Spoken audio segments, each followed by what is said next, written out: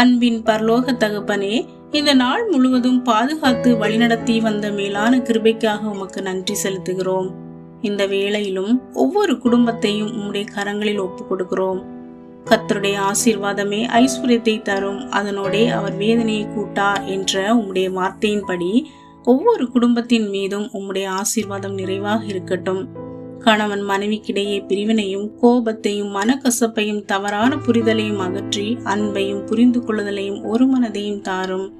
ஆண்டவரே, ஒவ்வொரு குடும்பங்களில் இருக்கும் பிள்ளைகளை உம்முடைய கரங்களில் ஒப்பு கொடுக்கிறோம். அவர்கள் ஞானத்திலும் அறிவிலும் கிருபையிலும் வளர உதவி செய்யும். நல்ல நண்பர்களை தாரும். தீய பழக்கங்கள் தவறான வழிகள் அனைத்திலும் இருந்தும் பாதுகாத்தருளும். அவர்களுடைய படிப்பு, வேலை, எதிர்காலம் அனைத்தையும் ஆசீர்வதியும். வேலை தேடி கொண்டிருப்பவர்களுக்கு வேலை வாய்ப்பின் வாசலை திறந்தருளும். தொழில் செய்கிறவர்களின் தொழிலை ஆசீர்வதியும். தேவைகளுக்கு போதுமான பொருளாதாரத்தை தந்து கடன்களின் பாரத்திலிருந்து விடுதலை கொடுத்து பிறருக்கு உதவும் கரங்களாக மாற்றும். கர்த்தாவே, நோய், வியாதி, விபத்து, ஆபத்து எதுவும் நேரிடாதபடி ஒவ்வொரு குடும்பங்களையும் பாதுகாத்தருளும்.